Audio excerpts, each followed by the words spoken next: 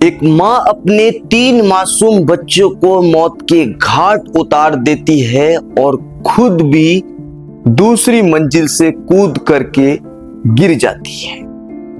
साथियों, मैं बात कर रहा हूं मास्क्वेट्स कंट्री की। ये विदेश की घटना है। क्राइम की घटनाएं देश में ही नहीं विदेशों में भी बहुत ज्यादा हो रही है। विदेशों में और ज्यादा हो रही है साथियों।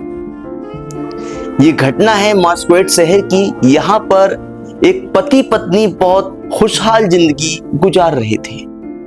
पत्नी का नाम होता है लेंसे और पति का नाम होता है पैट्रिक। वहां के हिसाब से ये वहां के नाम कल्चरल हैं, जैसे हमारे नाम इंडिया के हिसाब से कल्चरल हैं। अब साथियों, पत्नी की जो उम्र होती है करीब 36 साल होती है। इसको 3 बच्चे होते हैं। पहला बच्चा जो 5 साल का बेटा होता है, दूसरा 3 साल का बेटा होता है और तीसरा 8 महीने की मासूम बच्ची होती है। महिला को जब पहला बच्चा होता है तो उसके अंदर अजीबोगरीब चिड़चिड़ापन हो जाता है। वो बात बात पर झगड़ती है अपने पति से और पति बहुत ही शांत स्वभाव का होता है। अपनी पत्नी को बहुत ज्यादा कोऑपरेट करता है, लेकिन पत्नी बार बार और बात बात पर लड़ती झगड़ती। पति समझाता लेकिन पत्नी नहीं मानती। ऐसे ही फिर डिलीवरी के बाद 2 साल गुजर जाते हैं और दूसरा बच्चा हो जाता है इनको। फिर पत्नी को अजीबोगरीब आवाजें आने लगती हैं। उसके कानों में आवाजें गूंजती हैं कि बच्चों को मार डाल और खुद भी मर जाओ। इस तरीके की आवाजें उस पत्नी के कानों में आती हैं। फिर कुछ साल बाद तीसरी बेटी होती है जो अब 8 महीने की हो चुकी थी। साथियों, टोटल 3 बच्चे होते हैं इस महिला के पास और इसके कानों में अजीबोगरीब आवाजें आने लगी और आवाजें ऐसी कि तीनों बच्चों को मारने कहा जाने लगा। आवाजें आती थी कि तीनों बच्चों को मार डालो और खुद भी मर जाओ। पत्नी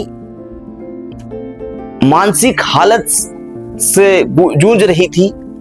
उसकी मानसिक जो बीमारी थी, दिमागी हालत खराब थी और उसे लगता था कि मेरे बच्चों को और मुझे पति से खतरा है, लेकिन ऐसा बिल्कुल नहीं था क्योंकि उसकी मानसिक बीमारी थी। पत्नी के कानों में आवाजें गूंजती थी, उसकी ये बीमारी थी। अब एक दिन क्या होता है, 24 जनवरी सन 2023 को पत्नी अपने पति से कहती है कि जाओ हमारे लिए खाना लेकर के आओ और एक स्पेशल होटल का नाम बताती है। करीब 1.5-2 किलोमीटर उस पति को वो पत्नी भेज देती है। अब घर में पत्नी और 3 मासूम बच्चे, यानी कि उस पत्नी के भी बच्चे हैं वो। अब साथियों, जैसे ही पति निकलता है वो पत्नी उन तीनों बच्चों को जान से मार देती है और खुद भी दोस्तों दूसरी मंजिल से गिर जाती है। अब पत्नी की हालत भी खराब होती है, बच्चे तो जान गंवा बैठे। अब साथियों, करीब 1.5 घंटे बाद पति आता है, लौटता है और देखता है कि पत्नी को गंभीर चोटें आई हुई हैं और नीचे पड़ी हैं। भाग करके आता है, पति कहता है क्या हुआ? तो पत्नी कहती है कुछ नहीं, मैं ऊपर से कूदी थी। तो पूछता है कि बच्चे कहाँ हैं? तो पत्नी बोलती है कि बच्चे बेसमेंट में हैं। जब पति अपने बच्चों को जाकर के देखता है एक बाप, तो उसका कलेजा निकल जाता है। बहुत ज्यादा चीखता है, चिल्लाता है, कहता है ये क्या हुआ?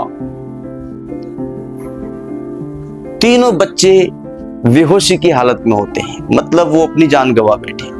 जब उनको हॉस्पिटल ले जाया जाता है तो डॉक्टर मृत घोषित कर देता है। मैं क्राइम तक की रिपोर्ट के अनुसार बात कर रहा हूं। अब ये पत्नी कहती है बच्चों को मैंने मारा है, लेकिन पति को बिल्कुल भी यकीन नहीं होता है। मामला कोर्ट में पहुंचता है। जब कोर्ट में पहुंचता है साथियों, पत्नी को पेश किया जाता है, लेकिन पति अपनी पत्नी की तरफ गवाही देता है, अपनी पत्नी के पक्ष में गवाही देता है। कहता है मेरी पत्नी ऐसी क्राइम स्टोरी को कभी भी अंजाम नहीं दे सकती, ऐसा कर ही नहीं सकती। मुझे यकीन नहीं हो रहा कि इसने ऐसा कर दिया। लेकिन कोर्ट में भी पत्नी कहती है कि मेरे कानों में आवाजें गूंजती थी कि तीनों बच्चों को मार डालो और खुद भी मर जाओ। और पत्नी को लगता था कि वही पति से खतरा है बच्चों का बहुत ख्याल रखती थी पत्नी, अपने आप से दूर नहीं जाने देती थी। ये कारण था उसकी मानसिक बीमारी का।